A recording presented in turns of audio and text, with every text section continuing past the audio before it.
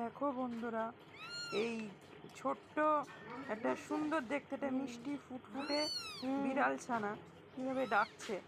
ওর মা ওকে রেখে কোথায় চলে গেছে।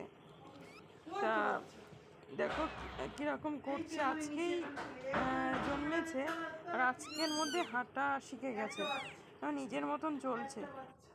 সবাই অবশ্যই চ্যানেলটা সাবস্ক্রাইব করো আরও ভালো ভালো ভিডিও পাওয়ার জন্য।